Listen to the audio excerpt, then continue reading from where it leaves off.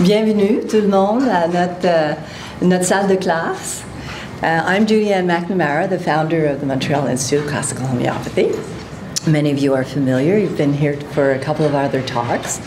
And we usually start right on time, except we got news that the bridges were really bad and the traffic was horrendous. So as people were coming in, they said it took me an hour and a half to get here. So sorry for the delay, but we try to accommodate a little bit the people that are on their way. So we'll get on our way as well. Nice to see you. I see all these familiar faces. It's great to see you. So in this talk, the other three talks, which are on our website, deal a lot with the research, the efficacy of homeopathy, where we see homeopathy doing miracles, and I can honestly say that is with autism, ADHD, attention deficit, as well as chronic pain, chronic diseases, everything from gout to thyroid problems, that people are able to get off their medication and do well and thrive. We see as well very deep changes in people, and that's what I'd like to talk to you about today. But I'm not going to spend, so unlike the other three lectures, so those people are really interested in the research and the science part as such, and the science justification. I'll refer you to our website and the three talks that are given in English and the one that's in French on the French side. So the whole talk, the last three conferences, are in their entirety, thanks to our technical wizard here, Alex, who has been able to film our conferences and put them on our website. So you can actually sit down with a cup of tea and open your screen, open your computer, and watch our complete video of the other conferences. Okay, and I think the PDFs are very clear, are there as well as the slideshows. So you can see all that on our website. Okay. But for today, so that's what's on there. You do have a handout on research and efficacy, just because that's a question.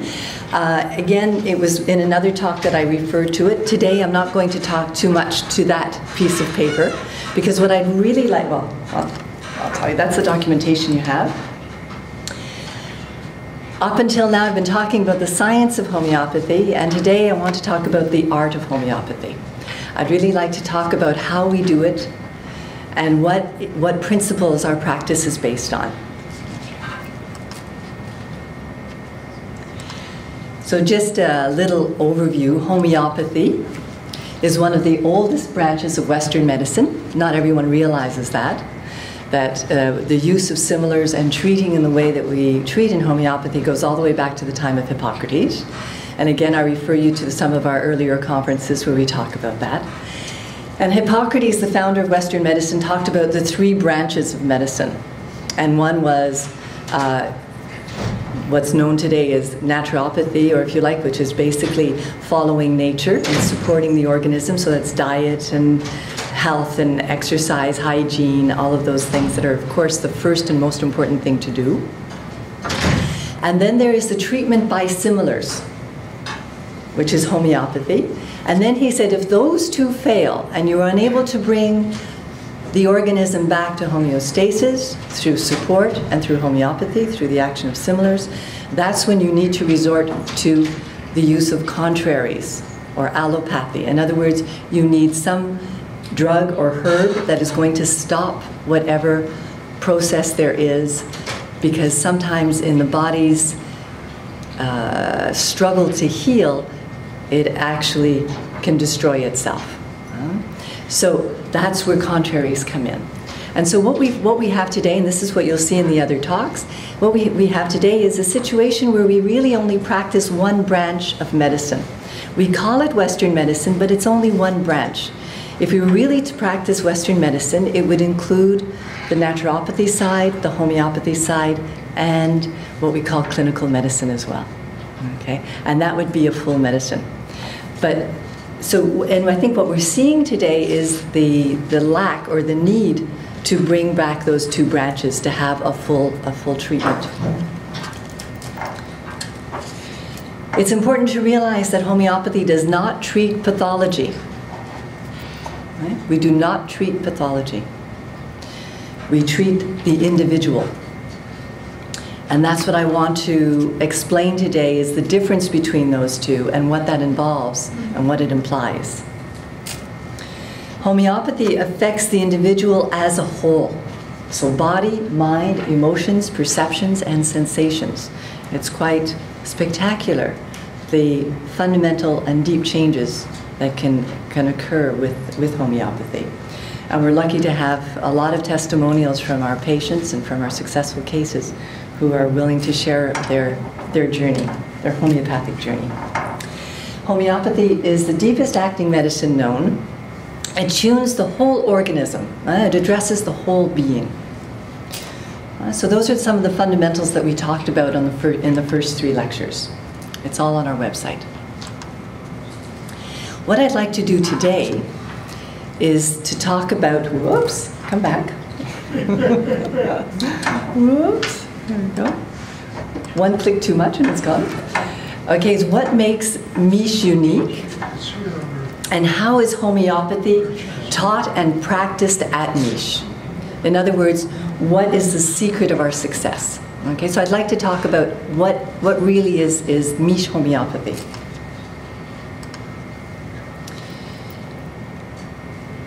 If I were to say the one phrase that really distinguishes our school from any other, is that we practice what I would, as far as I know, the purest form of patient-centered medicine. We focus on the who, not on the what. We don't treat the pathology, we treat the person. We treat the person who is sick, not what they're sick, not what they're diagnosed as. So we treat the patient, not the disease. We also treat to cure. Homeopathic treatment is something that requires single doses, usually spread very far apart, and sometimes only 1 dose. So when we say cure, in the sense that there is no reliance or sustenance, or the person is not sustained from a daily prescription, that there really is a shift in the organism so that the organism comes back to its own homeostasis. We understand human suffering in all of its forms, and as well we uncover the roots of disease. What is the cause? What is the underlying cause or roots within that individual? And that's what we address. So if we were to compare that with conventional medicine, we know that conventional medicine is pathology-based, necessarily so. And that's part of that being that branch where, in great danger, we need to take something that is going to stop whatever bodily process is happening and redirect the body. So conventional medicine is pathology-based. Traditional medicines, such as Chinese medicine and Ayurvedic medicine, are system-based. So what we see in those traditional medicines is usually a number of constitutions, and the specialist in that area will try to fit the patient in the constitutions that they understand, or into the system that they understand. Other homeopathy schools are remedy-based. And very often the study of homeopathy, people imagine, is the study of remedies. In alternative approaches, we see a lot of emphasis on the technique. So whether it's, vitamin therapy or diet therapy or cleansing or detoxing, but there's usually, or chakra balancing or energy work, whatever it is, it's a technique-based. Whereas what we do here at MICH is none of these. It is patient as a whole based. Not according to a system, not according to any other system of categories or boxes. It's really to understand the patient as a whole, as an individual, as a unique individual. So it's not only patient-centered medicine, it is individualized patient-centered medicine. So the patient is at the center, at the focus of everything we do. And we recognize, because everyone is unique, that each person is going to have a different process of healing, might need a different remedy, might need a whole different approach. So our basis, what is fundamental for us, is that each individual is treated individually and as a whole. So let's look at that in a little bit more detail. So just to give you a little bit of background, those of us who founded this school have been teaching holistic medicine. I'm a physicist by original training and was in biomedical research for a number of years. I had a research company, and I was lucky enough to work with some leading edge, even some Nobel Prize winners, doing exciting experiments on understanding some very fundamental things about communication within the body, communication between cells, pushing the envelope, basically. So I won't go through all that history, but we've been looking at this situation. We've been looking at whole person-based medicine for a long time. I left that field of work when I realized that there was a whole dimension to medicine that we haven't been looking at. And as a physicist, this was an area that was really interesting to me. So our group has more than 20 years experience with thousands of patients, because they're not only that we have experience with our patients, but we have been supervising people learning holistic medicine for 15 to 20 years. And, well, to give you an example, our average class is 40 people, and each of those people has to see 50 patients in order to do their clinical studies. So that means that we supervise 2,000 cases each time we have a graduation class. So we get quite a bit of exposure to the whole healing process that's involved when a homeopathic remedy is given. So what we have now, and we can say we have developed, is a holistic perception and understanding of the patient. And again, I said this is in contrast to other schools where the focus is on the remedy. Well, learn your remedies, and then you listen to the patient and you try to fit the patient into a remedy. And that's not what we do. We sit there with the patient and try to find out who this patient is as a unique individual. What makes them unique? What distinguishes them? And we have a holistic understanding of disease. For us, the most important thing to know is why disease occurs at a particular time in the life of that particular patient. In other words, what are the mechanisms of disease within that individual? That's what we have to know. If we want to bring about a cure in an individual, then we have to know how they got sick. Does that make sense? We have to understand the whole process by which they get sick. And what we understand is each of us gets sick through our own unique process, just as each of us heals through our own unique process. We're all different when we get sick. When we get cold, some people don't like to be isolated, other people like company, other people like to be in the dark, other people like fresh air. Those are very distinguishing factors. They're individualizing factors. And that's the kind of thing that we have to focus on. As a matter of fact, it's the core of our focus.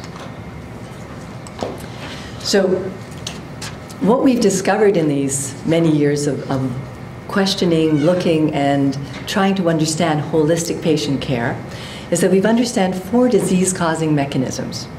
If we were to generalize about how disease happens, we know that there's 4 contributing factors, or 4 key mechanisms to disease. Would you like to know what they are? See what they are. Okay, of course we're talking about disease factors that are internal to the organism, how disease happens within an organism, not external causes. So what are they? Susceptibility, adaptation, evolution, and individuation.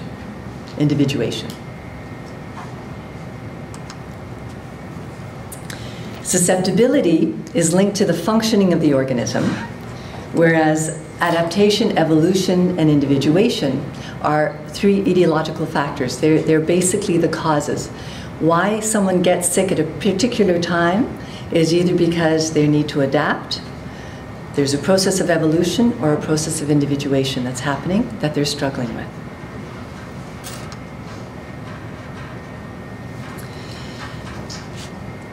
So, when we look at the etiological factors, okay, let's look at adaptation. What do we mean by adaptation? Adaptation is usually to the immediate environment. So, job loss, having a new boss, moving to a new place, having to cope with a new culture, getting married or getting divorced or separated, the death of someone close. What we've noticed in thousands of cases of when someone got sick, when they actually started feeling that they weren't quite right, was usually after some situation, some change, deep change in their circumstances. They weren't able to adapt to that change, and over time, a pathology developed. So we need to go right back to those first signs and symptoms that happened after their divorce, or after the death of their child, or after they left their country, and see what they were experiencing at that time, to know how the disease process began as a process within them. And then there's the natural course of evolution, growing to greater expressions of wholeness. We also see challenges when people are developing their talents. At one point, I got a whole slew of patients who were artists and famous composers and very creative people who had hit a place in their lives where they felt they stopped. They couldn't evolve anymore. It was a crisis. And in that crisis, they developed disease symptoms. They developed signs and symptoms. So there's a natural process of change and evolution as well. And then there's the process of individuation, which we see very clearly in young children. And there's many stages of individuation process in young children. And these processes are often facilitated by a disease process as well. That's part of the individuation as well of their immune system. And we'll talk about that. So there's a natural process of growth, of a development of the individual according to their individual expression.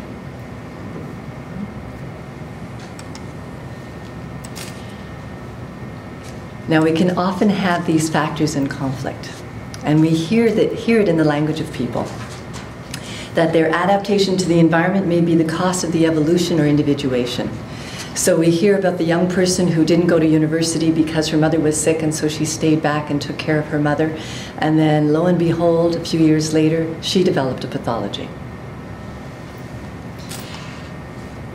So there we see where she adapted to the situation, but it was at the cost of her individuation, at the cost of her evolution.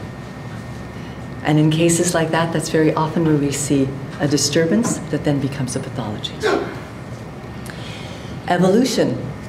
Natural changes in evolution may threaten certain aspects of the individual. You know, I was talking to someone just recently who wanted to join the program, and she said, well, you know, but I feel that if I do something for myself, it's at the expense of my family.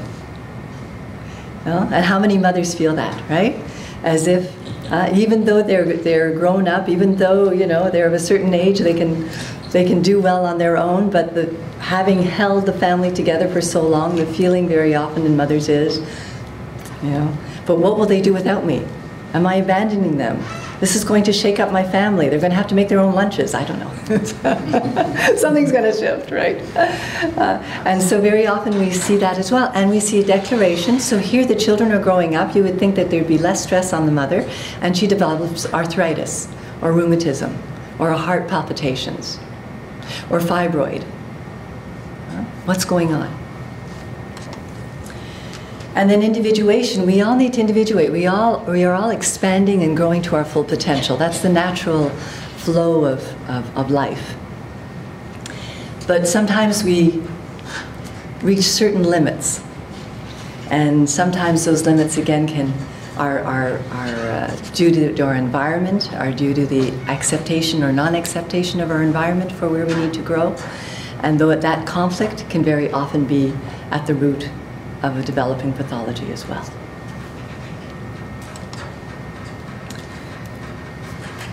And what we see in these factors in little children who go to school, when they leave home and become individuals by going to school, we see how many colds they develop and how sick they become. And geez, you know, he's sick every week since he's been gone to school. He's always picking up something. He's always got a cold or a sore throat, or he's picked up this or that. The whole story of childhood diseases is a story as well of childhood development and the development of their immune system. Everybody knows that your immune system, how your immune system functions, right, is by identifying what is exactly your DNA and what isn't. So your immune system is programmed to recognize proteins that were made by your body and so carry your DNA, right, and those that do not, and therefore must be extinguished. They must get rid of those because it's a bacteria or because it's something that doesn't belong to you. So that whole thing of what belongs to me and what doesn't, of what my identity is, of who I am, is very, very strongly linked to the functioning of the immune system. And this is what we understand in childhood diseases as well. So this is where susceptibility is at the highest, and we use that word. Huh? My child seems to be very susceptible to colds since he's been at school. So what is susceptibility? I'd like to spend a few minutes talking about susceptibility because I think everyone would agree that you can't get a disease unless you're susceptible to it. There has to be some form of susceptibility. So what is susceptibility?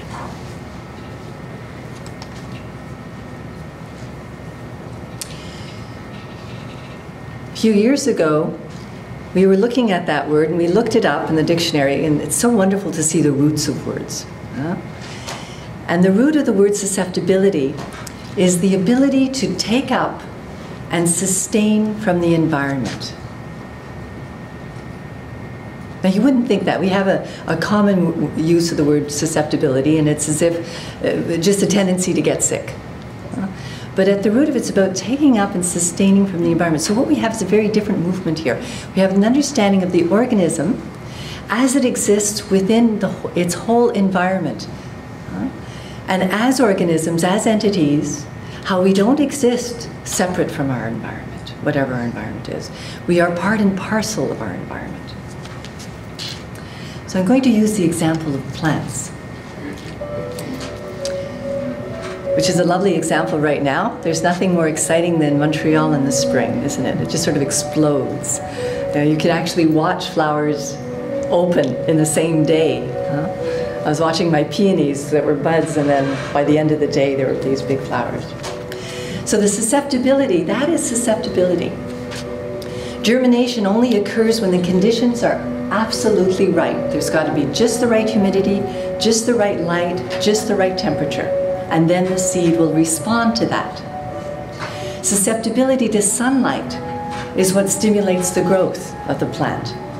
Susceptibility to humidity is what causes the roots to go deeper. The roots are susceptible to humidity, and the leaves are susceptible to sunlight. They take up and are sustained by those things.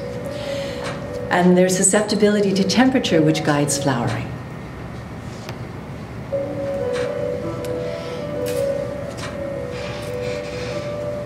So susceptibility is so clear in the plant, is that plant's capacity to respond to the ever-changing conditions of its environment. The word we use for that is the hollow movement. In other words, the entire, everything that makes up that plant's environment. The presence of bees, the presence of light. Susceptibility, therefore, is a measure of the ability to adapt to the environment in a very balanced way. The ability to take up the information from the environment in order to sustain whatever that expression is. So we see that susceptibility is what governs all the reactions to the environment.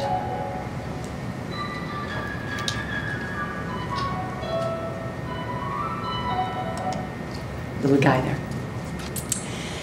Okay, so susceptibility is that ability to take up and sustain from the environment, not only the immediate environment and the physical environment, but For human beings, obviously, culture, family, the country you live in, the planet. We're not separate from everything that goes on in our planet.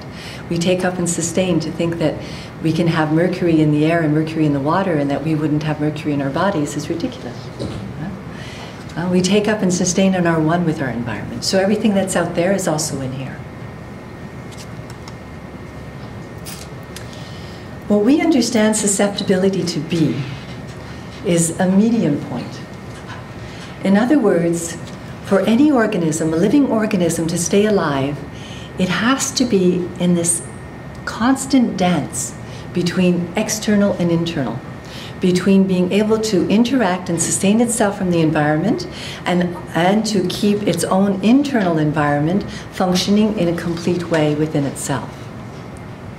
So whether we're exposed to a cold environment or excessive heat or a woman getting pregnant, and then her body then has to accommodate itself to another organism growing inside, the added weight that's has to be sustained by the body. And so the whole organism of that woman during pregnancy, the bones thicken, the muscles expand, the way the blood flows in the body is different. The heart accommodates, and so do the lungs. Every single organ is involved in that internal change. But that same thing happens to external changes. So the same things would apply if you were to change an environment where you had to carry heavy weights. Your body would adapt to that by, I remember when we did a lot of construction work, we bought a farm and we renovated this farm, and I realized a couple of years later that my shoulders had almost doubled just from holding sheetrock and hammering nails and doing all of those things, right? Our body will adapt to whatever we need to do. It adapts to our environment. And it does so through millions and trillions of subtle changes in every level of functioning within our body. So this balance between internal and external, the balance that the individual has to have to adapt to its environment, but at the same time to keep its own integrity, is one that is constantly being challenged, and what susceptibility really means. It's that median point, that balance between the outside and the inside.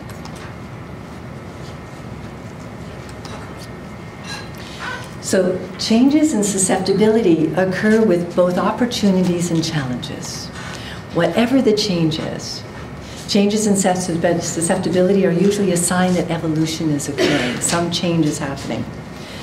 Susceptibility, when we get more susceptible, it's because there's an important turning point in our life.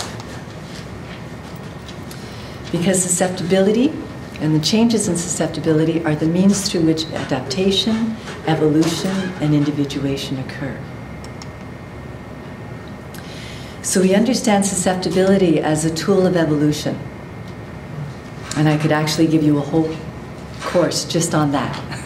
It's quite beautiful and quite wonderful when we understand that the process of evolution is a process of adaptation to environment, and it involves susceptibility within the individual.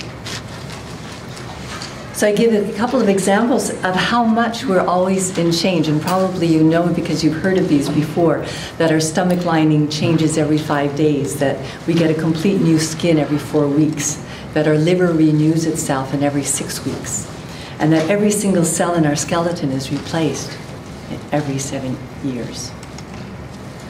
So our physical substance, our molecules and our atoms are in constant processes of change. Your body is a living, adapting organism in full engagement, I think is the word I like, in full reciprocity, fully engaged with its environment and its surrounding. As well, our emotional, mental, and vital substance are constantly forming anew. We have new impulses, we have new attitudes, new outlooks that are always developing, and that we have to be born and integrated if we want to adapt. Then there's things that change in society within our own family. I'm smiling because I'm thinking of the number of parents that I know, who many of them are grandparents by now, and by the second generation they realize how many whatever opinions they had 40 years ago have been revolutionized, evolutionized, and changed through the 2 generations of children that they've had. So it's that adaptation on all levels. That's life. And it's really only integration, and there's always a crisis. There's, you know, we feel when there's a crisis, oh, I don't know if I can accept this. How am I going to adapt to this? This is a big change in my life. When you hear yourself saying those things, know that it's much deeper than just a thought. That your whole organism is engaged in the change on all levels, mind, body, and emotion. Okay, so there's an integration process that has to occur. So with susceptibility is also integration. And what we see or understand illness as is the high point, is basically a critical phase of the dramatic conflict between what feels to be the established order and the change that is coming about. So many of us would like our lives just to stay right here. You know, how many mothers I hear say that about their babies? You know, they could just stay just like this. You know, but they don't. Everything in life changes, and we have to adapt to it. My old joke was, yeah, like the mother who says, "My son is now 374 months old." Hasn't quite adapted yet to him being an adult. Okay. So susceptibility is really core to understand the organism as a whole within the greater whole of the environment, the culture, the world, the cosmos, is an important aspect of holistic medicine. What's interesting about susceptibility and what we're susceptible to is that that is what distinguishes us as individuals. So something, for someone else, changing jobs is nothing. For another person, it's the end of the world. Huh? We know that. Huh? You know, for one person to move to another city, oh, they love it, or they'll love to move. For another person, it's like, how will I possibly cope?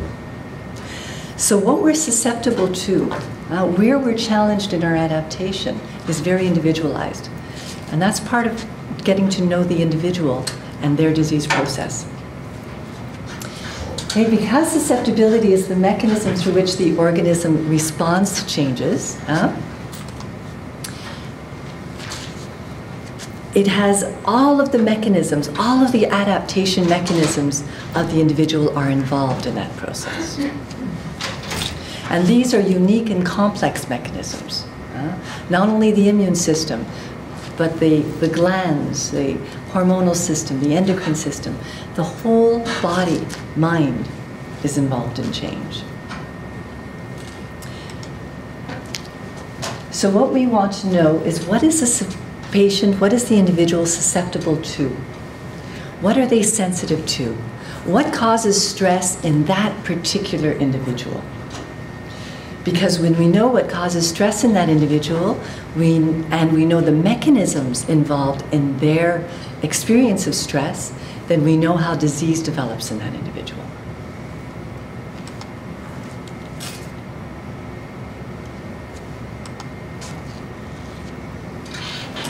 So, when the organism senses that it must adapt to new circumstances in its environment, it becomes susceptible to specific types of input, sensory and otherwise. There's an amplification that happens. So just again to bring it back to yourself, ever notice when you get sick, some people are very sensitive to light? You know, oh, turn off the lights. Or very sensitive to sound or noises. Other people are very sensitive to touch. It's as if their skin is very raw when they get sick and they don't want to be touched. Other people feel very cold and want to be wrapped. So all of those changes it's what is, the body is actually amplifying a certain type of sensitivity when the disease process begins. And that sensitivity or susceptibility is going to stay high until the adaptation strategy is worked out. Okay? So we're going along, everything is fine, there's a change that happens, and then we notice that we become more sensitive to certain things. More sensitive to light, more sensitive to certain foods. I usually eat this and it's no problem. Now I can't digest it anymore. We see very subtle changes in what we're sensitive to. And those subtle changes will stay there as long as the adaptation hasn't happened. When the adaptation happens, everything goes back to normal. But if that adaptation doesn't happen, then a pathology process will begin. So prolonged high susceptibility indicates that the life force, the organism as a whole, is struggling. It's struggling to find out how it can adapt. It has one way of working now. How do I adapt to this new situation? Okay. So, what does the homeopathic remedy do? The beauty of the homeopathic remedy is that it's actually nothing but information. It's information that the organism seeks in order to adapt. So the homeopathic remedy does not change the way your organism works. It doesn't have any effect on your endocrine glands. It doesn't specifically affect your stomach or your heart or your immune system. What the homeopathic remedy does is it provides information for adaptation. It provides the information that your organism is looking for in order to be able to take its next step. Okay, so I'm going to give you a couple of schematics because maybe it feels a little theoretical. So let's look at a couple of diagrams. Sometimes it makes it helpful. So let's say the big blue is the environment. So we have all sorts of environmental factors, mental, emotional, and others. The environment is the here and now. And then we have the individual within that environment. And that individual has all sorts of body and biochemical processes, as well as psychological processes, coping, cognitive function, self-efficacy. Biologically, there's biological markers, functional capacity, mobility, physiological factors, genetics. So this is all operating within the individual. And this individual is in the process of always adapting to their environment, including social factors, including economic factors, world factors. And what the homeopathic remedy is able to do, which no other medicine is able to do, is actually affect the individual in relationship to its environment. And that's what we call susceptibility. So the homeopathic remedy assists the organism to adapt to whatever is now in its environment. So let's look how that happens, okay? So if we come now from the point of view of science, and where science is, medical research is right now, we have very many different adaptation mechanisms. Everything from, how much skin comes off in winter, to whether or not there's more oil produced in your skin, whether or not how much you absorb or don't, how much water, in any moment, how much water is absorbed in a cell or not. These are all mechanisms, trillions of mechanisms that are happening in every moment of your life. So if you go without water for a certain amount of time, and let's say you don't have access to water or you forgot to drink, every cell in your body simultaneously is going to change its membrane configuration in order to allow water from inside the cells to go outside the cells to facilitate blood flow. This happens in the whole organism altogether. Right? And you don't even know consciously that you've forgotten to drink. You don't even know that that's what's happening in your body. But this is an example of a changing condition, okay, and a condition within the body that's going to go, in this case, from the cell holding on to all of its water, let's say condition A, to condition A prime, where the cell is releasing water into the bloodstream. Okay? Then when water comes in, there has to be a mechanism which then brings it back so that those cells then absorb water and then hold their water, right? Okay, so this is a very tiny example. And if you can imagine it happening simultaneously in 30 trillion cells. Every day when you forget to drink or when you, whatever, okay? So this is the kind of complex adaptation processes that are happening in all parts of your body. So all elements in the body oscillate between many states in order to respond to both internal and external conditions. So I just use the example of membrane permeability in the cell. But glandular functions, vessel wall contraction, can go on and on, a listing of all the functions in your body, and all of them have at least two opposite conditions, okay, within which they go back and forth between these two conditions. So these elements are regulated by extensive regulatory systems that govern the whole body.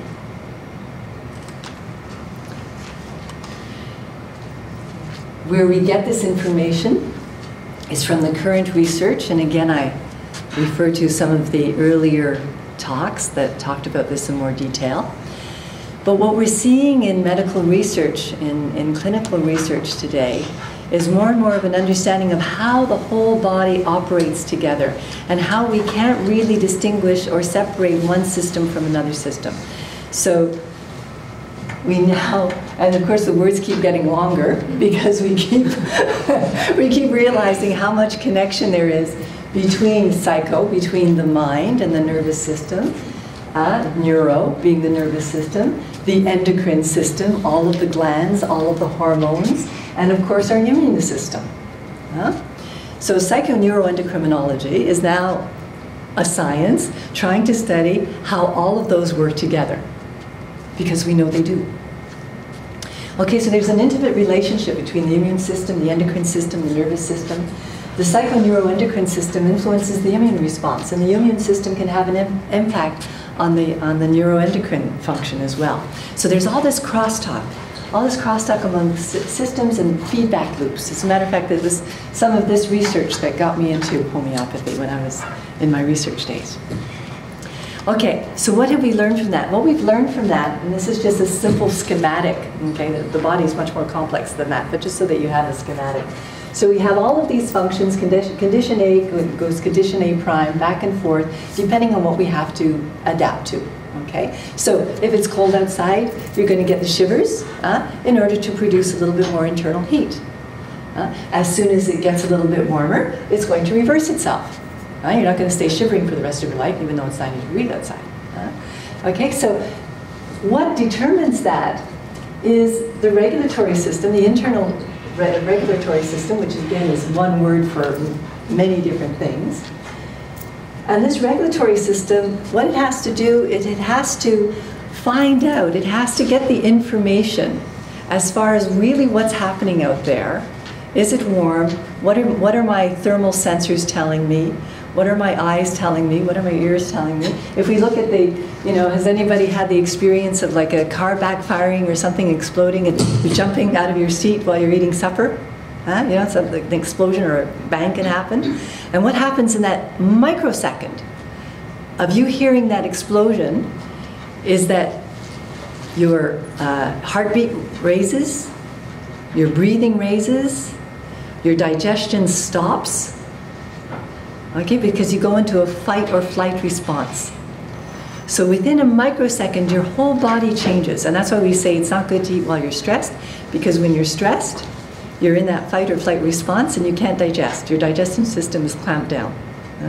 So all of these systems react. So if there's that explosion outside and everything clamps down and there your heart is going fast and you're breathing quickly and you can't digest and you're ready to run, your regulatory system is going to be on keen alert at that point.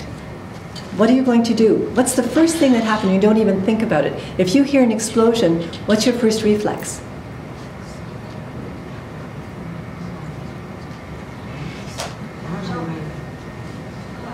Huh? To hide, to run, might be, but to see what it is. You've just heard a big sound. Where is it coming from? Is there going to be another one? Am I really in danger? Yes? So you know that your head will turn around. Do you have to think about it? Your head will immediately turn around in the direction that the sound comes, right? So what is your organism doing? It's getting information. So it gets information visually, sound, okay? In order to determine whether or not you should stay in this heightened response or not, okay? As soon as you determine, oh, you go to the window, you see, oh, it's a car that backfired, what happens? The minute that you see it's a car that backfired, what happens to your body? Everything goes back to normal. Did you ever think of how miraculous that is? And we're talking about microseconds. Huh?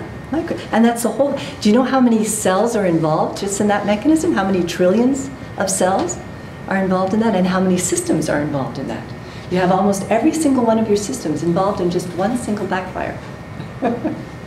Okay? So what you have to understand is that the body has many, many different functions, states, and it has an auto-regulated, very, very complex system of regulation, which functions on information. What's going on? What do we need to do? What has to be done here? And each individual has their own way, because that's what individualizes us, of regulation. But also, each individual has a memory, a sort of what normal values is for me or not. So, what do I mean by that? If you were to grow up in New Delhi or Bombay, downtown Mumbai, right, where there's screaming, yelling, honking, like there is noise 24/7, your normal value is that there's that amount of noise. That's life. I use that example because I had friends who grew up in Mumbai, and then they lived here and they brought their mother here to visit. And she said that Montreal was like a mausoleum. It was like a tomb. She says, it's quiet. And she was so unnerved by it, you know? She says, is there anybody alive here? Where are they? Okay, so each of us, again, so she had to adapt to that because her normal value was that there's noise and honking and activity and, right? That's life to her. So her organism, her whole organism, had to adapt to the silence. We also had a little shack in the country, really in the woods, and a couple of friends said, oh, we'd like to go to the country and relax. And we said, sure, and they were real city people, they lived downtown. They said, oh, you know, they had all of these ideas, what it would be in the country. Anyway, they went to our country place, they lasted one day. They couldn't sleep, it was too quiet. Okay, so this is what the memory of our normal values. So there's a high degree of individualization in that. What is normal for my organism? And that's what we have to understand. It's not what is normal for me or what is normal for the norm. When we practice a patient-centered, individualized form of medicine, it really has to be that. That means that we really have to understand that individual according to their norm, according to what their organism has defined as its norm. Okay, so now, and how does all this happen? Of course, we've done a lot of research. We know that all these signals, there's all this signaling that happens between neurotransmitters and hormones and cytokines and physiological inhibitors and antagonists, and there's like a new word for some other communication molecule every day. So it's very, very complex. There's hundreds of thousands of these molecules that act as signalers. Okay, and then we have that memory as well. Okay. Okay, so I've given you a couple of examples of adaptive mechanisms, the regulation of blood flow in relationship to oxygen requirements. Okay, so how your blood transports oxygen depending on what's, again, what environment you're in at any given moment. The growth of bone, I talked about that. Enzymatic detoxifying functions of the liver after you've eaten toxins. So all of these, hundreds of thousands of physiological functions are all orchestrated to work together in unison. I'm always fascinated by the complexity and beauty of our living organism. It's miraculous. Anyway, but now what happens in a new situation? What happens in a situation where, like I give examples like that, where the organism doesn't know how to handle this situation? It's a new condition for the organism. So what happens is there's a situation here. So let's say something happens and your heart beat. And actually we had an interesting case in the center for our graduates from last time. It was a football player, a young football player. And really, strong guy and very, very healthy and what have you. And someone close to him died, sudden death, and he witnessed it. And it was like the first time he encountered death. And in that moment, he was, shocked like anyone else would be, but his body stayed in that state. In other words, he stayed with palpitations, anxiety, and to the point where he was unable to function. So this was a new condition for him. This was something, the idea of death was something that he wasn't able to adapt to. And death is a very big thing for us to adapt to. When our first experience of losing someone close to us or seeing someone die can very often be one that takes a lot of adaptation mechanisms. Anyway, so a new condition, a new situation, and the organism doesn't know what to do with this. So what happens is it stays in a primed condition, okay? Like staying with your shivers, or staying with your palpitations, or staying with an increased respiratory rate, or a high anxiety. It stays there because it's staying there until it finds out what to do, until it knows how to respond to this. So, because of this prime position, okay, whenever your system is stressed or under an abnormal, I'm going to say, condition, okay, it's going to send out signals saying, letting you know the heartbeat is on high, letting you know that the respiration rate is on high, letting you know that there's a lot of hormones going on. So there's signals that let the regulatory system know that this is what's happening in the skin or in the cells or in whatever's going on. Now when the regulatory system doesn't know what to do, it doesn't know how to respond to this, it doesn't know how to bring this back, whether or not it should even bring this back to its original condition, then what the regulatory system does is it becomes desensitized to these signals and oversensitized to other signals. So, whenever there's an effect or a condition in an organism that the organism is unable to respond to or unable to bring back into regulation, what happens is that the organism becomes susceptible or sensitive to certain forms of information. So this is why when we say the first sign of getting sick is that you're more sensitive to cold or more sensitive to heat or more sensitive to noise or sound, it's because your organism is struggling with getting itself back into homeostasis and it's looking for information. In the meanwhile, all of these signals aren't being absorbed in the in the proper receptors that they usually are, and instead they're floating around the body and actually triggering all sorts of other things. So what we have then is, because these signals are floating around and doing things, is we end up getting signs and symptoms. So stiffness in the muscles or tension. All my muscles are tense. Or even the muscles just in my arm are very tense and I can't relax them. I don't understand why. Or my stomach is in a knot. You know, or my breathing is labored. Huh?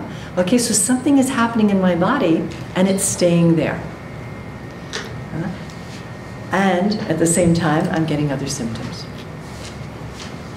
The continued increase in signals, and then very often continued ineffective regulatory signals is what then makes symptoms happen in the body.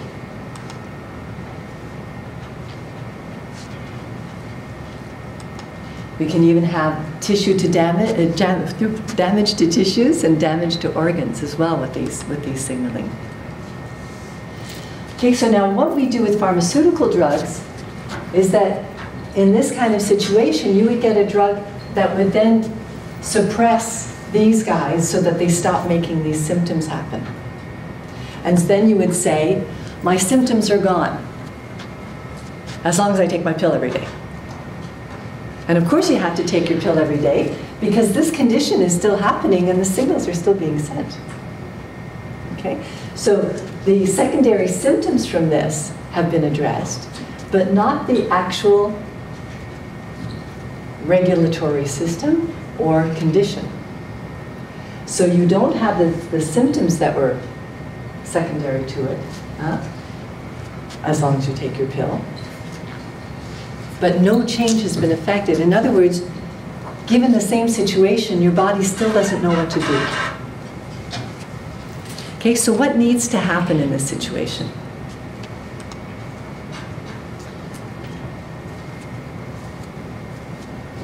This needs to happen.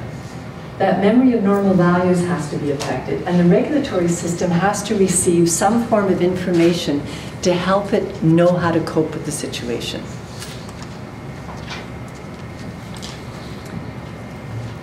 The system needs a signal that is similar to this signal, which is going to bring about an appropriate response by the regulatory system.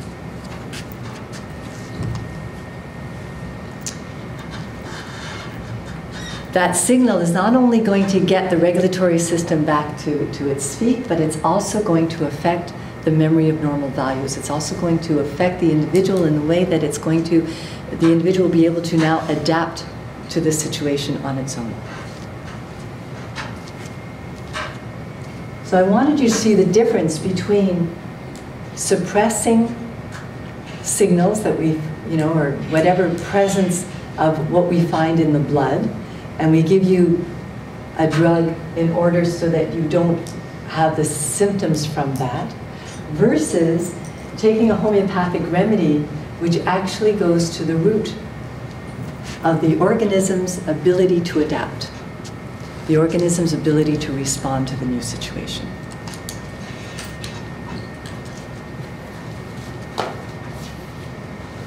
Now what we find is, that whatever the initial condition was that happened, we have to go back to there to see what the process was, what the reaction was, how the organism reacted to that situation. And that moment is key to finding out what the system then needs as a signal, as information in order to respond.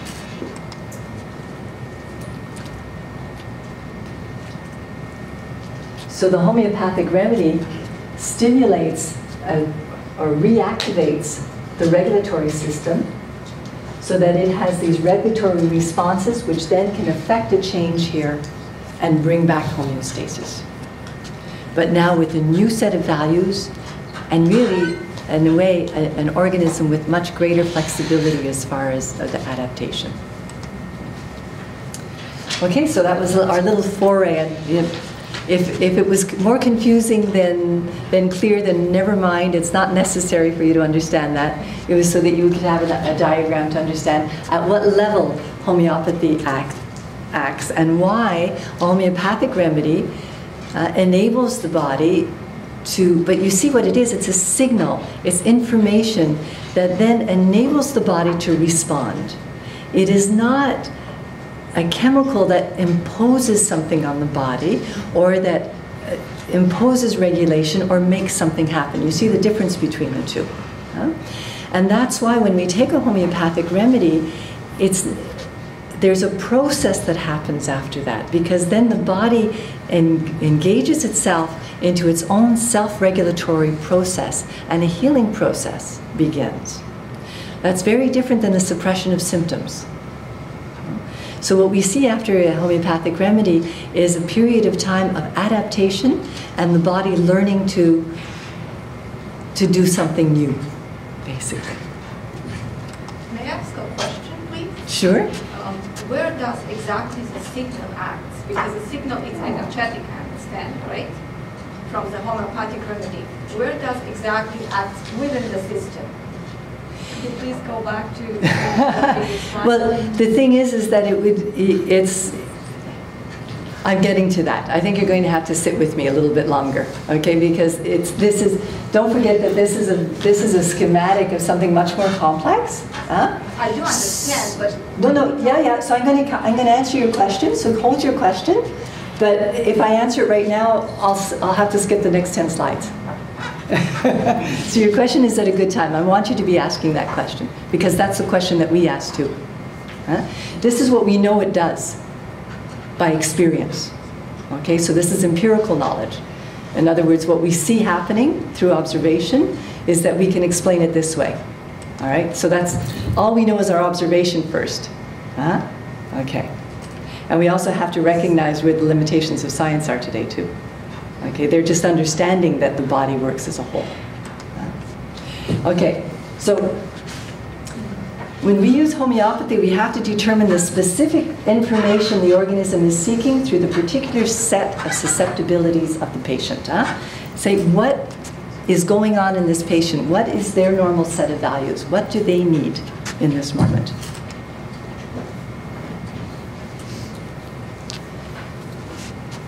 We have to know about the who.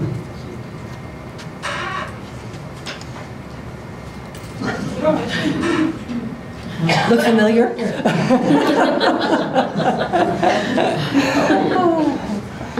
So what we have to know is with what kind of change does this person have difficulty, right? What kinds of situations cause stress? Although that one looks like, I think all of us would feel a certain amount of stress in it. Okay, what happens when we are stressed, when that person is stressed? And it's through these whats that we discover important characteristic and individual aspects of the who that's stressed. Okay, and we know that stress can become illness. This is conventional medicine knowledge. Stress is the leading cause of illness. Illness occurs when a new dynamic arises for which our awareness is not quite ready. In other words, we have to reconceive ourselves. We have to change our normal values. We have to adapt. So illness is a sign that we're pushing the limits of our integrative capacity, our awareness and insight at a particular time and developmental phase. But also, we have to recognize, and what we've seen is that illness also occurs in order to move to new levels of awareness and differentiation. So illness is a process. The disease process is part of the life process. It's not separate from the life process. Just as death is part of life. Huh? But so is disease, and disease is the dynamic part of life that actually brings us to many new changes. This is my anti-stress kit.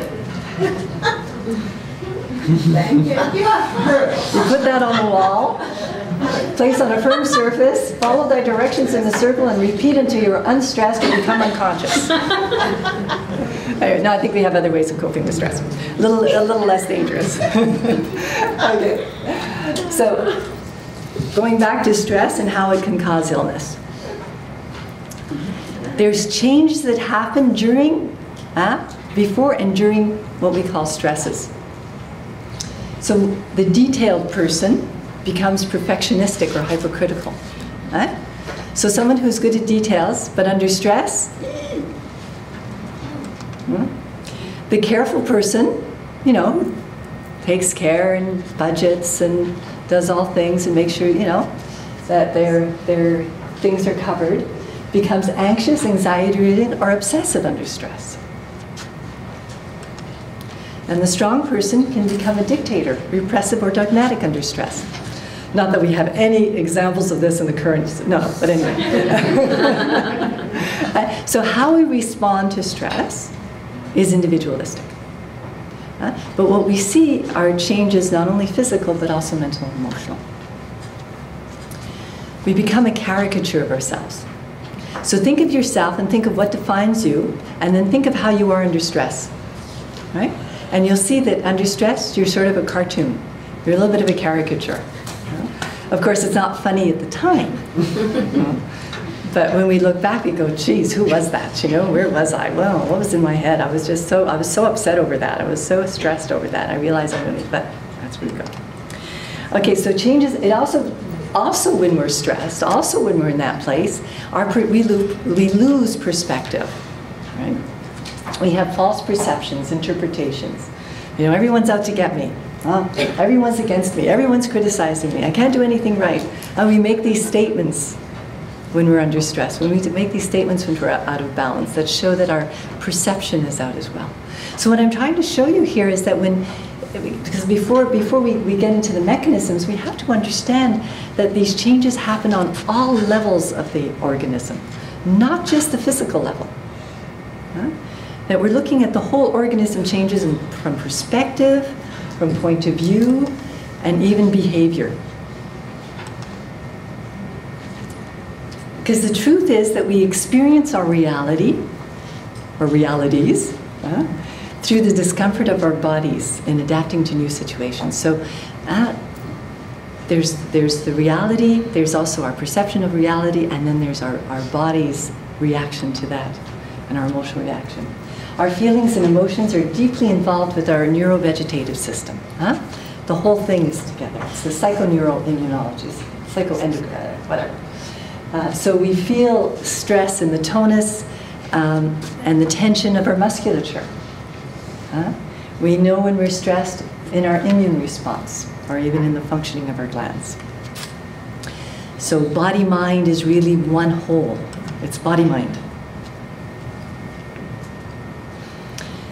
So I'm just going to say that that is where we are right now in science. This is the leading edge of clinical research, is recognizing the integrated and the level of integration, of deep integration of all of the different systems, and as well as body, mind, as an integrated whole.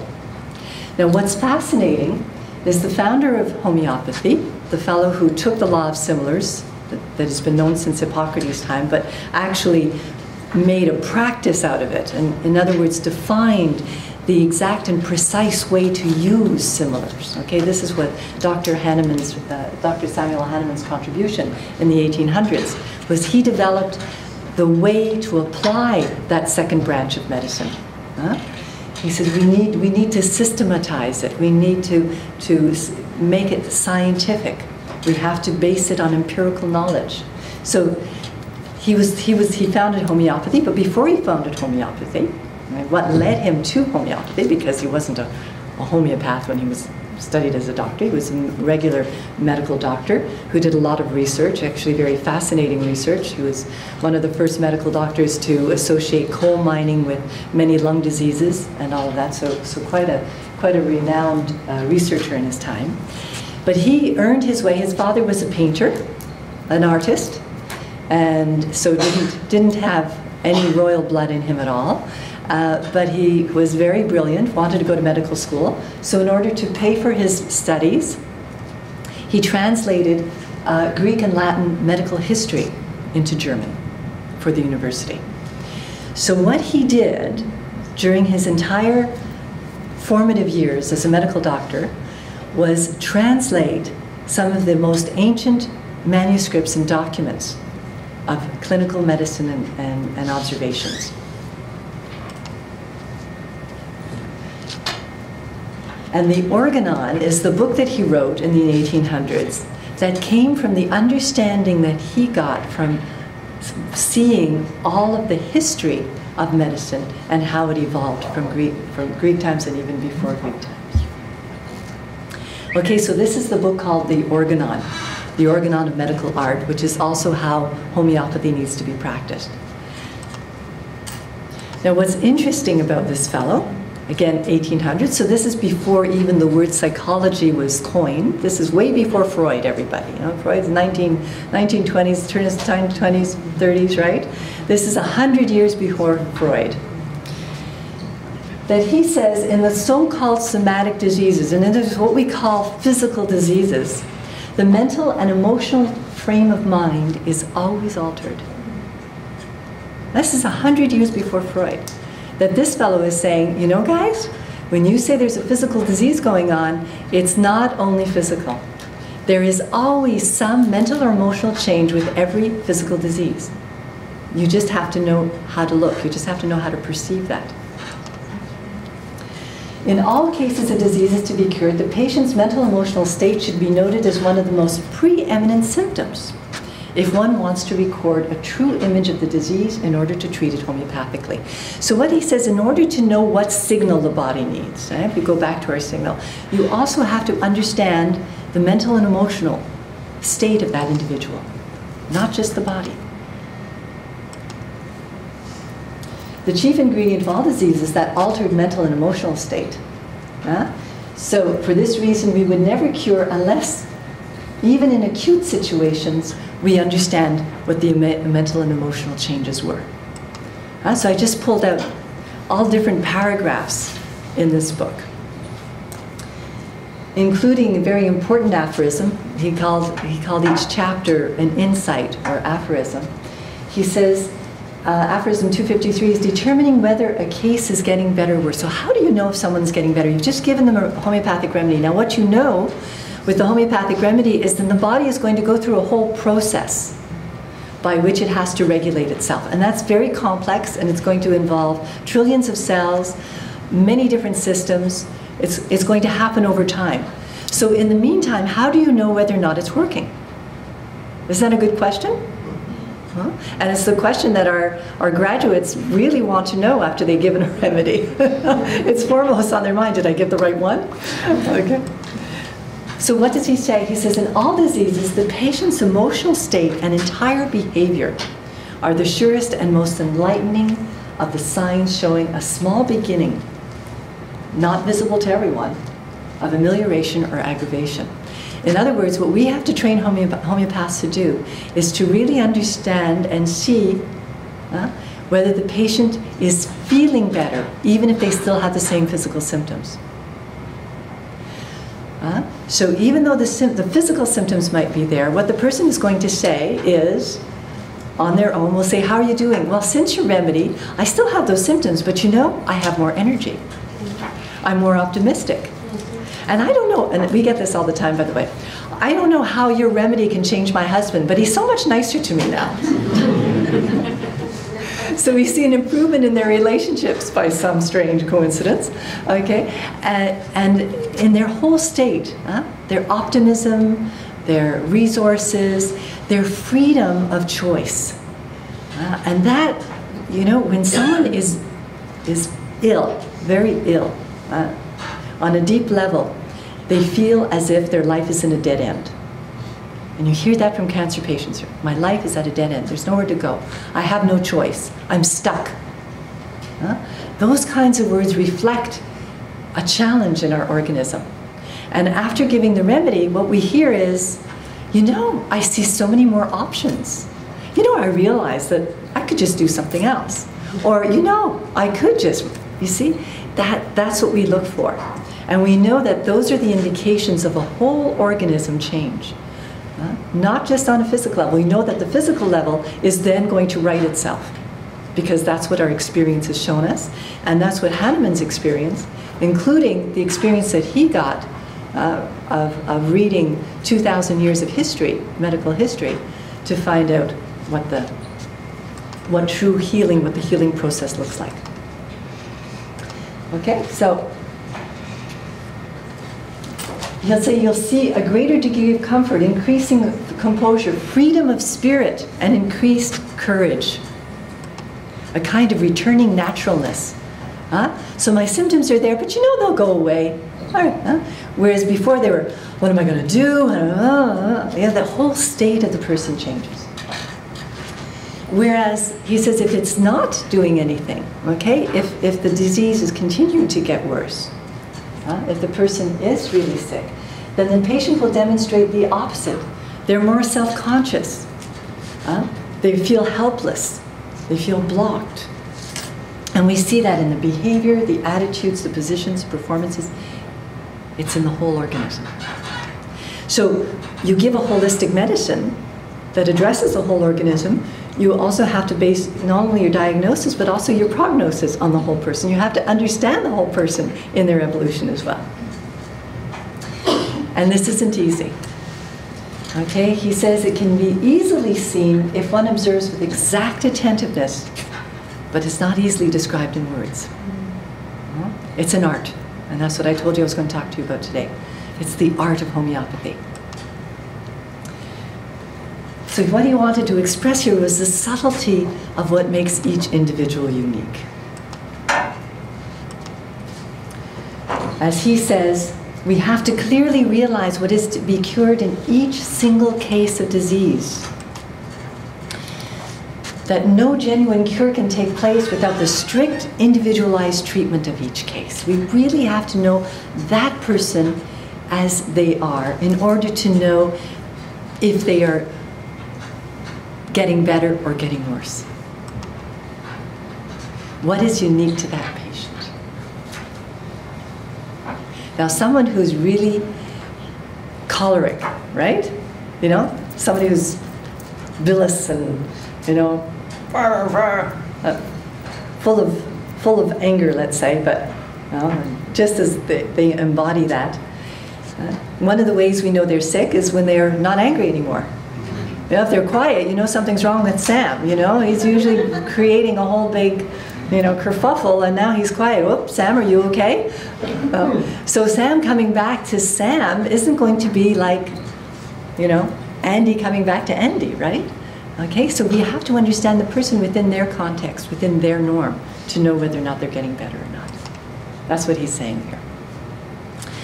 So we come, therefore, to what is the most crucial part of individualized patient care, and that's what makes us unique. I often talk about, I had a couple of situations where I had identical twins. Now, I had a case of identical twins. These two girls were so identical that even their mother had difficulty telling them apart, and they used to play pranks on everybody at school and teachers, and you can imagine, right? They looked so identical. So these identical twins had identical pathologies. They both had eczema in the same parts of their body that were aggravated by the same things, the same type of eczema. They both had the same disease with the same symptoms. They both have the same DNA, right? They're identical twins. Everybody agrees? But are they identical? Did they get the same remedy? No. So how, with identical twins with the same DNA, do we then be able to prescribe different remedies? That is the challenge of the homeopath. To find what is unique, even in identical twins. So, has anybody had dealings with identical twins? How do you distinguish them? If they look physically identical and they're dressed exactly the same, how do you distinguish them? Character. Huh? Character. By their character, right? Their attitudes, behavior, what else? Personality. Huh? Personality. Their personality, huh? The way they gesture. So, gestures, attitudes, behaviors, their dreams, their illusions, the sensations they have, the intensity with which they feel those things. Those are what's characteristic. And these are the only things that the homeopath has to look at. It's not how you look physically. It's not your constitution. It's not whether you're fat or skinny. No. It's what is it that distinguishes you. I often tell the story, you know, that my sister and I went traveling once, and we were in this place, and there must have been thousands of people. Anyway, we lost track of each other, and there was no way that I could see her in the crowd, so I decided to go up on a sort of like a stand, you know, a little balcony, so that I could look down on the crowd and try to find her. But there were so many people, and I didn't know what she was wearing that day as well. We were going to meet, and it was a long story, but anyway. So I'm looking at, I have nothing to indicate except, you know, sort of a very blurred mass of people moving around. And I identified my sister not by any physical characteristic, because she was actually wearing something that I hadn't seen on her before, and she was wearing a hat on top of it. You know, so I didn't recognize the hat, and I, you know, so from up there. But I recognized her by the way she moved. Huh? By the gait. By the way she moved, her gait. Huh? We know, and we'll see someone down the street. We don't, you know, we can't even make out the form, we don't see the face, but the movement. How we move through life. So there's a whole, and our gait, the way we move, the way we walk, is indicative of something very deep within us. It's the way we move through life as well. Whether we hurried or whether we slow, how we walk to something it tells a lot about who we are. So we're looking at that. These are just some of the examples of what specific susceptibilities are involved in individualization. Relationships to time, relationship to weather, the type of movement and the way you move, the relationship to your work, to position, to places. See, this is the kind of thing that we're looking for. But what's really important, and what is the most difficult part, is that Hahnemann says, yes, but not in pieces. He walks like this, he talks like that, he eats this, he's sensitive to that. No, no, no, no. He says those pieces can be there, but you can only really prescribe when you see the whole pattern as a pattern. When you understand the whole of it as a whole, not as separate pieces. And this is where the challenge for a lot of other schools practicing homeopathy is that they try to find the remedy through the pieces. And they try to prescribe, so they'll say, you know, do you sleep with your foot sticking out or sticking in, and how do you feel in the weather? And they ask you 50 million questions to try to find what is different from you. But what they're doing is they're coming from the parts to find the whole. Whereas at MICH, we sit there and we just dialogue and inquire with you in a very natural conversation to find out about you. And then we find out about the important pieces. So it's a whole different process. It's not from parts to the whole, it's from knowing the whole that we get the parts.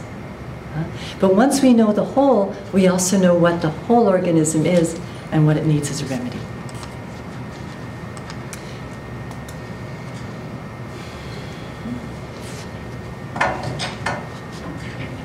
That signal that we talks about, okay, has to be a signal that is a very complex signal.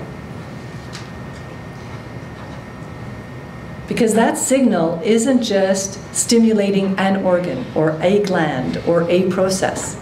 That signal is stimulating the whole organism. That means that the whole organism as a hologram, okay? And again, I'm not going to go to the whole hologram, but you know that perhaps the concept of a hologram, right? A whole. Well, that signal also has to be a whole, a very complex whole that matches the essence of the whole of the individual.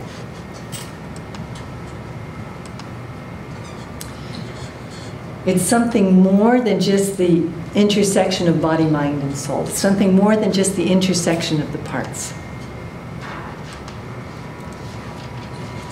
Something more than the sum of the parts.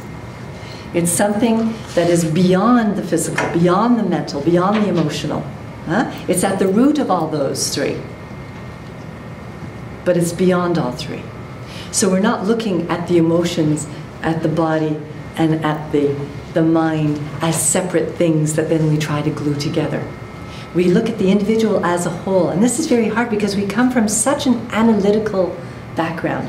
You know, over the past few hundred years, our brains have been indoctrinated into taking wholes and breaking them up into parts. And we're under the impression or the delusion that we can actually get back to the parts back to the whole by bringing the parts together. What we've lost is our ability to see wholly. And that's something that in ancient times we were able to do.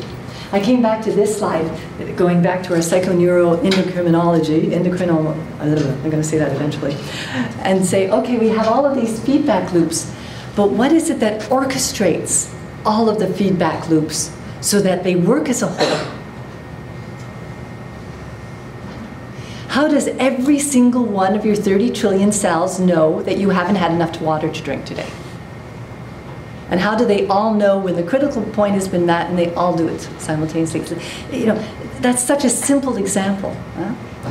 But the complexity of the system and the complexity of those feedback loops tells us that there has to be something that orchestrates the whole of those feedback loops.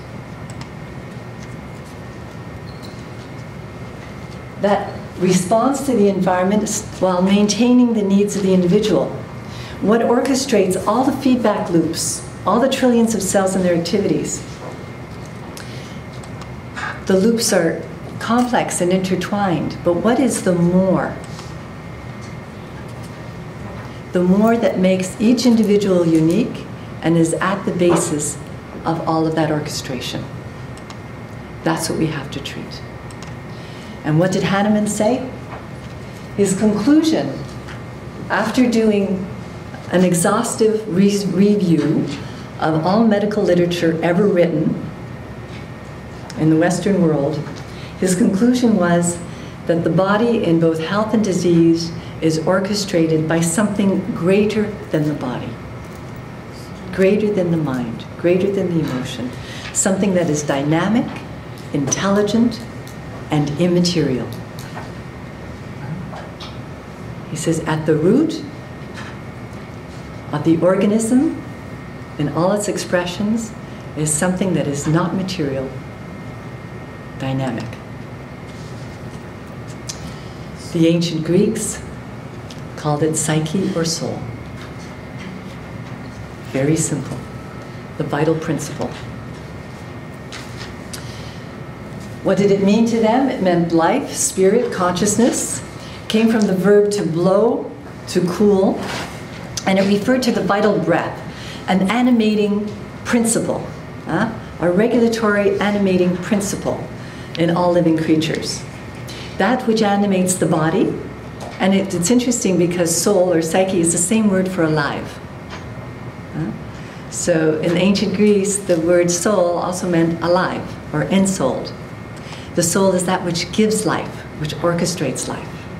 In Hebrew, going back to the Hebrew tradition, nefesh, I hope I pronounced that properly, which meant, how do you say it? Nefesh. Over here? Nefesh, meaning life or vital breath.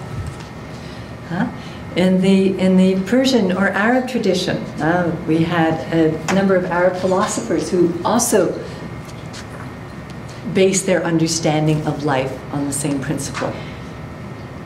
And let's look at I love to go back to the dictionary. We use the word soul. Well, what's the dictionary meaning of soul? The immaterial essence, the animating principle or actuating cause of an individual life. We're talking about a vegetative, physical, ensouled principle. A person's total self. That's exactly what we want to find out. An active or essential part, a moving spirit. So those are the three definitions of soul in the dictionary, all three of which fit very well what we're trying to find in homeopathy.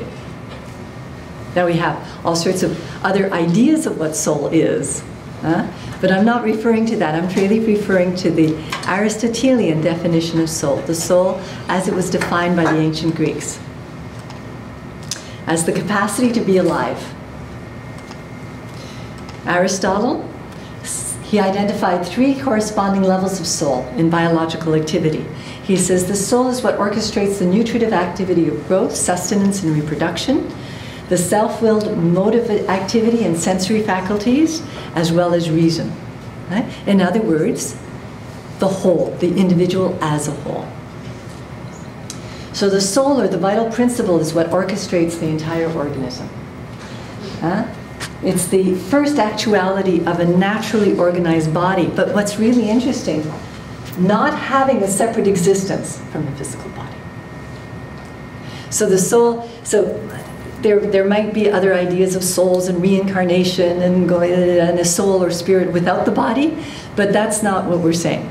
Okay, I'm not saying that there isn't such a thing. But soul, in the way that we use it and in the way that the Greeks had defined it, is something that is part and parcel of the body. In other words, the body and the soul exist together. The body is an expression of the soul, and the soul exists through the body. They don't exist separately. Now, whatever religious or other ideas are out there are fine, but for our homeopathic principle, what we have to understand is that is the soul. This is the soul that we affect with the homeopathic remedy. This element of the whole, this animating principle, this life force. What Hahnemann says about it, he says, the organism is indeed a material instrument for life, but the organism is not conceivable without the life imparted to it by the regulating dynamis, by the life force. So that life force is what informs the mind, informs the body, informs the emotions. That life force is the one constant, is the common denominator for all the expressions of the individual. So body and soul constitute a unity, although in thought we split this unity into 2 concepts. So we talk about body and we talk about soul. We talk about body, mind, and soul as if they were separate. And he says, no, it's like saying that body and mind are separate. You know, show me where your mind ends and your body begins. You know, it's a body-mind, huh? It's a whole. So what we see the difference, the main difference between clinical medical science and homeopathy is that clinical science is based on Descartes. Okay, so if we go philosophical, I used to love philosophy, so I always found these discussions interesting. But Descartes had this Cartesian fragmentation, which of course is the basis of analysis. And we've done a lot with Cartesian thinking. We've done a lot with analysis. It's not to say that it's not good. But it is not what homeopathy is based on. Okay? So when you look at clinical medical science, it's Cartesian, it's analytical. It's about taking something and breaking it down into its parts. Homeopathy, on the other hand, okay, is based on an Aristotelian logic. In other words, it's based on seeing the whole as a whole. It's the principle of the single remedy, because we only give one remedy, based on the principle of the unity of the patient. It's an unbreakable unity. It's the focal point of both our diagnosis and our treatment. It's called the unity of the animated individual. That is what we treat. There are many expressions of soul. Plato, drawing on the words of Socrates, said that the soul inspires logos, mind, or reason. It also inspires emotion, and it also inspires our appetite, our desires. So logos, thymos, and eros. All of those are expressions of the one soul. So if you want to practice homeopathy, you have to know the soul. In this way of defining the soul. And how do we know that?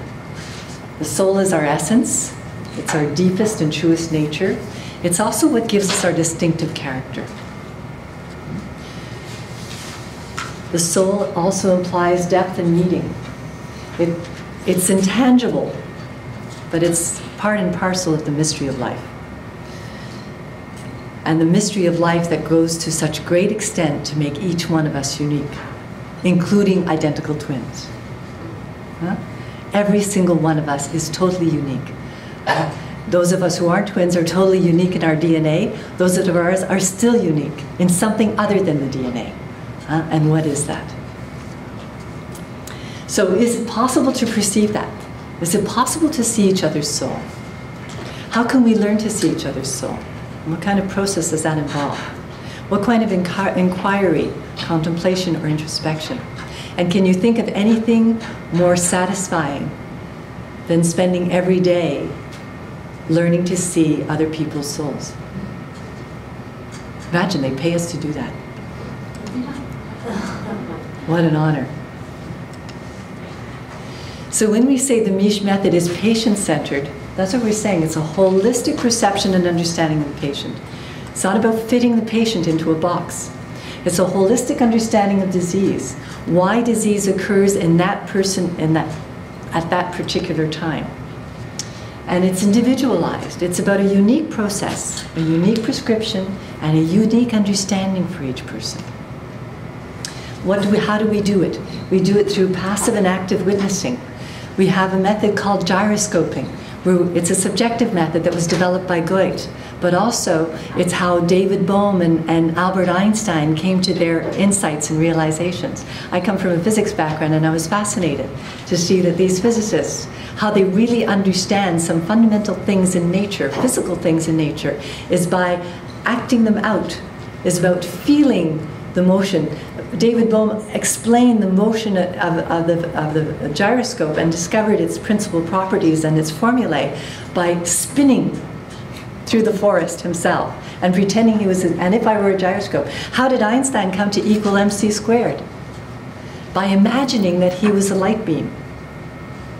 What would the world look like if I were that light beam? That's what we call gyroscoping.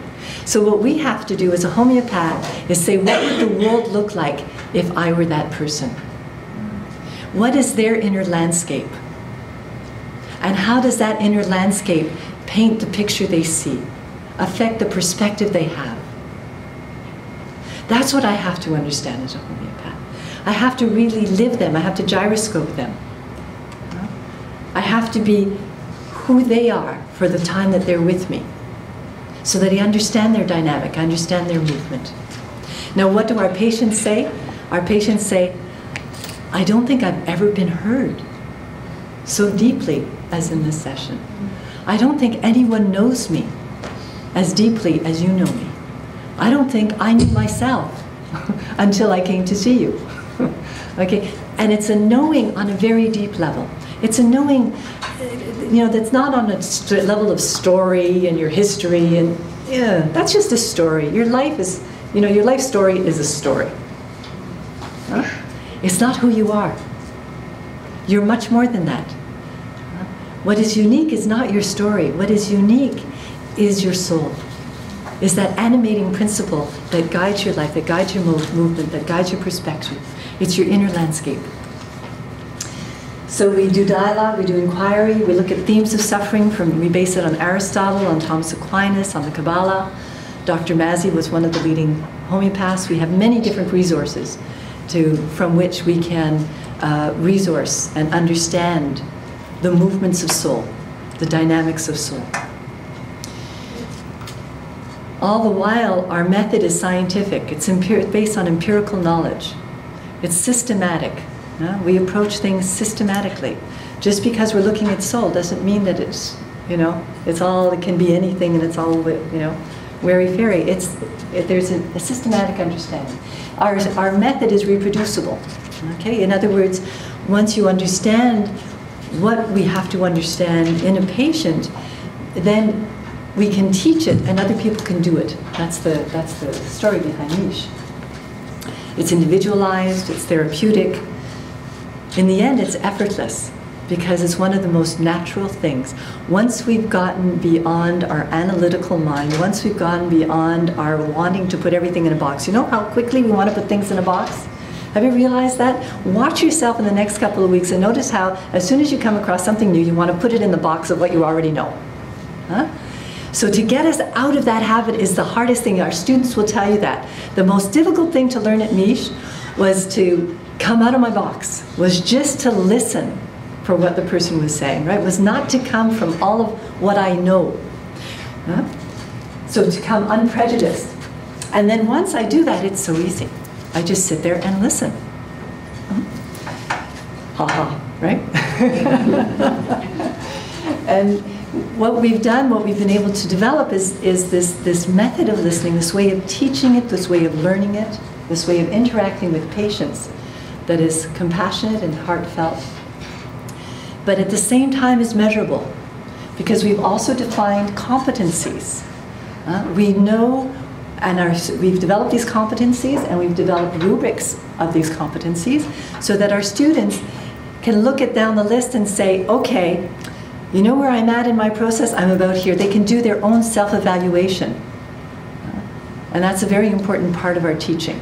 Our teaching is multidimensional, and self-evaluation is a very important part. Each student has to know where they are on their own and be able to evaluate themselves, and also know to be able to know where they need help and what kind of help they need, and we're there to support them in that. It's a holistic learning. It's not only the mind, it's the organism. Who can know the soul? Someone who knows that everyone is unique. And what does that mean? If we say everyone's unique, and everybody nods, yeah, everybody's unique. If everybody's unique, that means that you know nada, nothing about the person you meet, right? But is that what we do? No, no. Oh, I know that kind of person. I saw, yeah, right away I've categorized them. Oh, yeah, I saw the attitude she had when she got on the bus. You know? We sit on the bus and we have everybody categorized within seconds.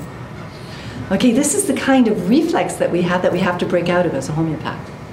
That we have to really understand that everyone is unique and that we know nothing about them. It doesn't matter how many years you've been a homeopath. Someone new sits down in my office, even after 25 years, I know that this is going to be a unique experience. That each individual is a new discovery, a new inquiry. I expect to hear something I've never heard before. Now what do? When we hear something we've never heard before, we don't hear it. Say that again? When we hear something... I paid her to say that. No, it's so perfect. Yeah, when we hear something we've never heard before, we don't hear it. It's an absolute fact, and this is why we have to... the way we set up our training is that we have to film the patient. Okay, so we film the person being, you know, who's the patient. So there's a camera going on, and there's 3 people listening at the same time as the homeopath in training is listening, and they're taking notes, and they're sure they're listening, and they've heard everything. And then, you know, the session is over, and we do a little dialogue about what happened, and someone will say, well, you remember when she said this? And the person said, she didn't say that. Yes, she did. No, she didn't. I didn't hear that. You heard that? Yes, you did. You know? So then we have to go back to the film and we show, how come I didn't hear that? And where we, as homeopaths, where we discover the most about ourselves is in what we don't hear. Those are the things that either are outside of our experience, or that we take for granted, or that we've already categorized or come to our own understanding of it, and we just slip in what the person is saying with our own understanding, so we don't really hear exactly what they said. We heard what we thought they said. And this is what we do all the time in our relationships. It's not exactly what, we don't know where the person is coming from that says something, but we assume we do, we react to that, and it becomes a big misunderstanding. We go through life doing this all the time. So the training at MICH is not only to learn about homeopathy, is not only how to learn about disease and the causes of disease, but it changes you, it changes the instrument, it changes the person, because you realize how much your brain has been conditioned, how much you impose on the world with your own vision and your own experience. Can I ask a question? Sure. How long does it take your homeopaths to learn that kind of focusing? Oh, how long does it take? How long does it take, guys? Forever. A lifetime. We're always seeing a bigger picture. And that's what's so beautiful, is that, in all honesty, I would say that by the end of the 2nd year, they are all at a stage where I can see, because everyone, you know, one of the things that we have a method by which students begin case practicing right at the beginning of the program. And they, with these case practices, they write up their cases, and they bring them to class, and they take cases out of class and bring them to class. So by the 2nd year, I can see their evolution. Because we're watching that evolution. And I can see that by the 2nd year, they're almost there to be able to take a case. By the end of the 3rd year, then we know that the case, what they've heard, is very close to what the person said. So you know, that, and enough to be able to get to a remedy is by the end of the 3rd year. But in reality, we're always discovering, because every time we have a new patient, we discover something new about ourselves as well, because it's, you know, it's an ever-evolving process as well. Thank you. Okay, so we listen for subtleties, for what's outside of our experience. Huh? In this moment, here and now, what is happening in that individual? That's what's most important for us. So one of the requirements is whole brain functioning, a whole organism listening and attention. There is nothing else going on in the homeopath when they're with you except what you are saying. They're not thinking about what time they're going to make supper, what they're having for supper, what they're going to get from the grocery list. You know, unfortunately, we hear a lot of that in therapists. You know, the person is sitting, what did you say? The mind goes off, right? The whole organism has to be there and aware, and we have to listen with our whole organism. So it's a whole body-mind training as well. There is non-judgment. In other words, there is nothing that we judge, because we know that if it were me, in that soul, I would be doing exactly the same thing. Right? Right. Oh, so there's nothing to judge. Huh? We live by our own souls. We live by our own conditioning. We live by our own impetus. Huh? We can never judge what someone else does, because it's a whole different situation. They're coming from a whole different place. So in that non-judgment, we have to be in a place of non-judgment in order to understand the person as a whole, to understand what makes them be violent. Or, you know, we have great, incredible case studies and cases, successful cases with people with history of violence, who've been in prison, who have, you know, very, we're going to say, antisocial challenges. And yet we're able to go beyond that and to be able to help them to integrate into society. So non-judgment, but at the same time, a very high level of discernment. In other words, we really have to be able to see, is it this or is it that? You know, what is it exactly you react to? What is it exactly that's happening in your body? Okay, if I were in your body right now, and I was in front of your mother-in-law, and you are just ready to throw a dish, okay, what would I be feeling? You know, what is your experience? What brings you to that? Huh? Openness, of course. True compassion comes out of that. True compassion, knowing that I would be doing exactly what you're doing if I were in your soul, if I were wearing your shoes. The sole of your shoes. There was a joke there somewhere. Anyway. So all this happens from day one. That's what our program is focused on. The 12 weekends, it's 12 weekends a year. Why is it 12 weekends? Because almost everyone in our program has a profession or has a job. It's usually a second career for people to come to homeopathy. And so they have to work during the week. So we do it on weekends. And what do we do on weekends? From the moment you come into the classroom to the moment you leave, you're engaged. You're engaged in some activity, in some experience. You're not sitting there taking notes, because you'd go to sleep and be too long a week, right? It wouldn't last 2 days. But anything that can be learned from a book is in a book. Anything that is information-based is in our manuals. We have documentation, we have online materials. You can do that on your own time, at your own pace at home. It's well structured. You read a few pages, you answer a few questions, you move on. That you do on your own. If it's information, you can get it and learn it through our manuals and through our support stuff online. But what you can't get and what isn't information is what you get in the 12 weekends every year. That can only happen through your experience, and through your experience under supervision and under the careful, watchful eye of those of us who have learned the hard way of what we don't hear and how to listen and how to explore and how to inquire. So they're experiential weekends. Yes, you had a question? Yes. Does that mean that you don't go through every remedy? For instance, I can read all those remedies each of them, but at least some of them the most important? Yes, but how do we learn them? Through a book or through a patient? Huh?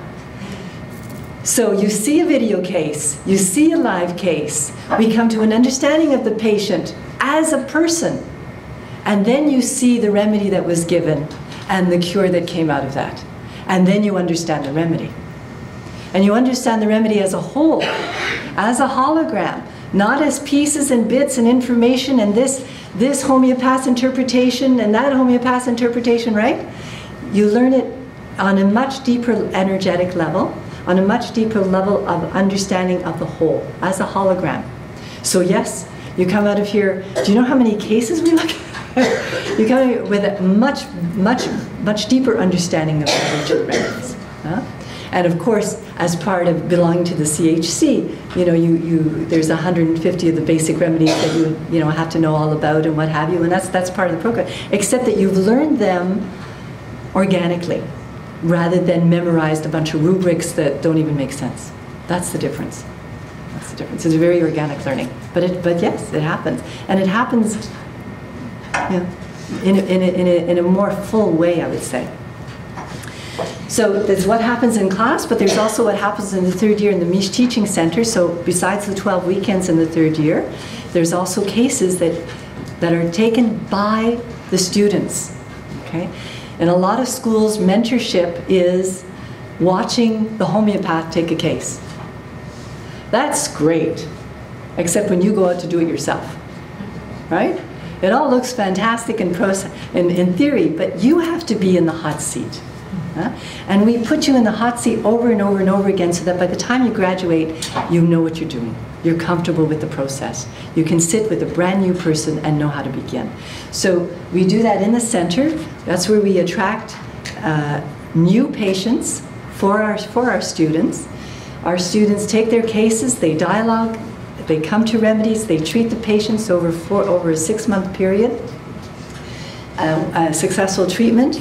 And then they write that up, that's part of their clinical studies, but most importantly is they leave with those patients. They don't belong to MICH, they belong to our students. So our students graduate with patients. They already graduate with referrals, with patients that they've worked with at the center. But a lot of the training is done there as well, and that's where it's videotaped. We get to see how you do.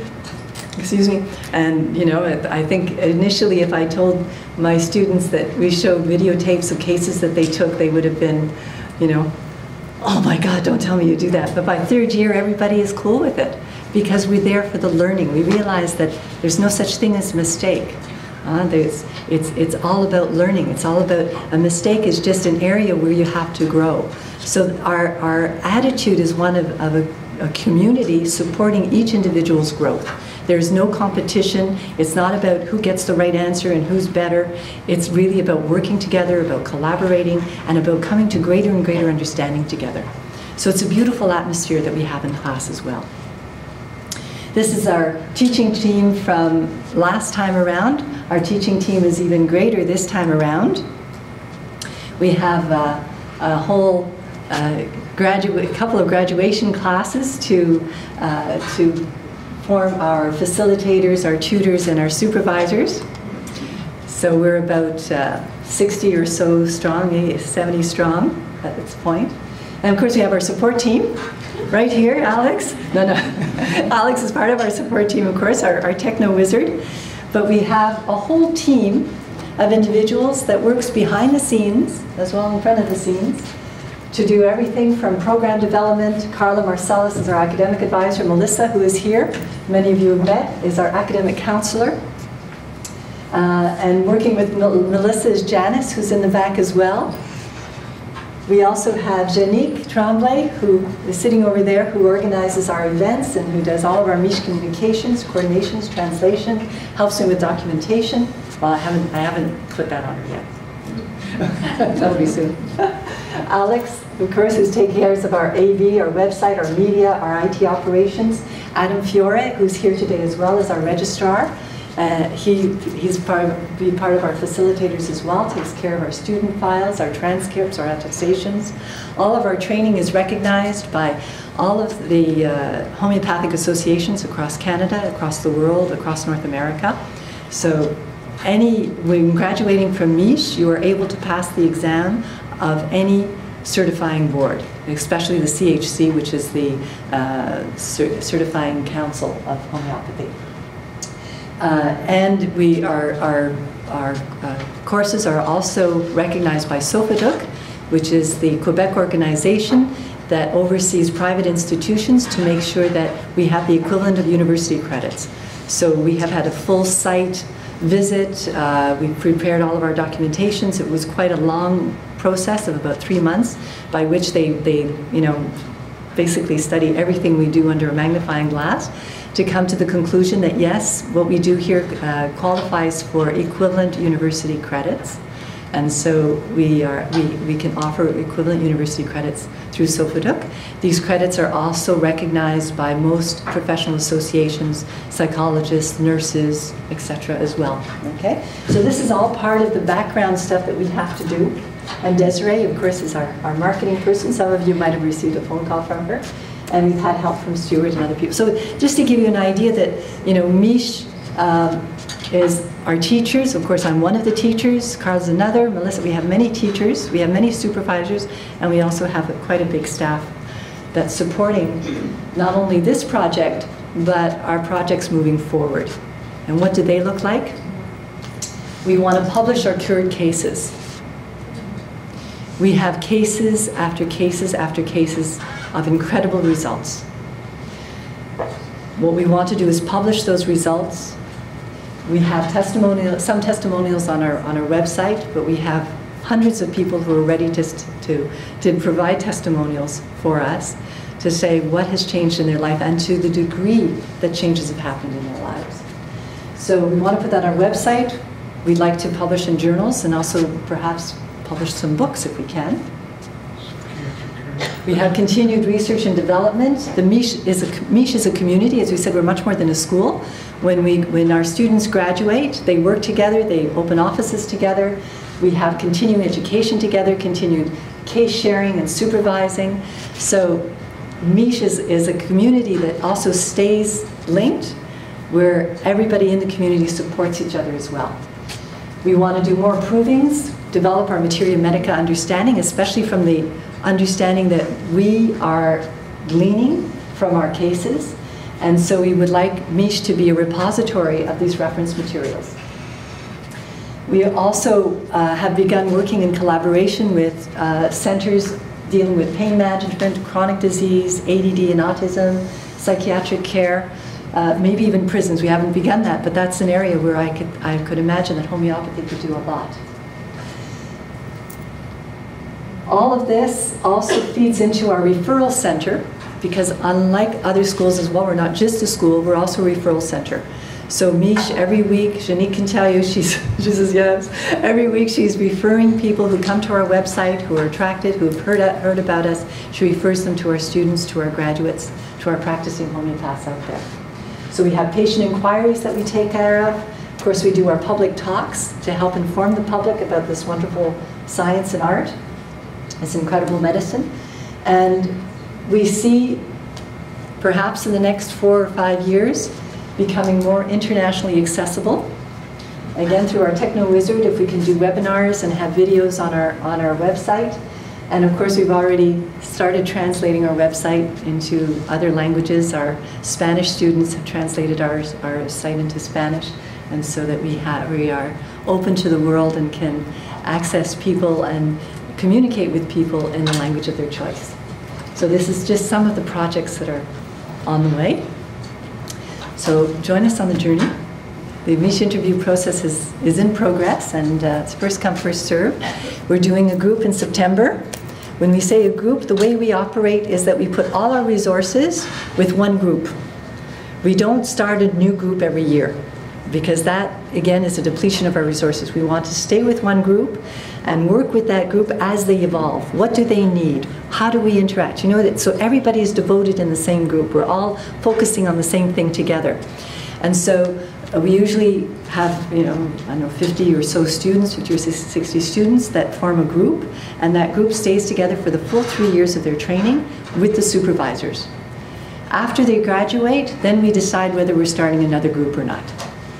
So, but my teaching staff and faculty is threatening me with my life if I said no. Is really we're all feeling that we probably need a sabbatical. So what I'm saying is that we're probably going to we are doing the 2012, but we're probably going to take a couple of years break, maybe more, after this group. So don't think that if you don't, I just want you to know that if you don't join this year, you can't join next year or the year after. It's sort of, this is our focus for now, and for the next few years will just be this one group, and it's continuing education. Okay. That's it. Thank you for your attention.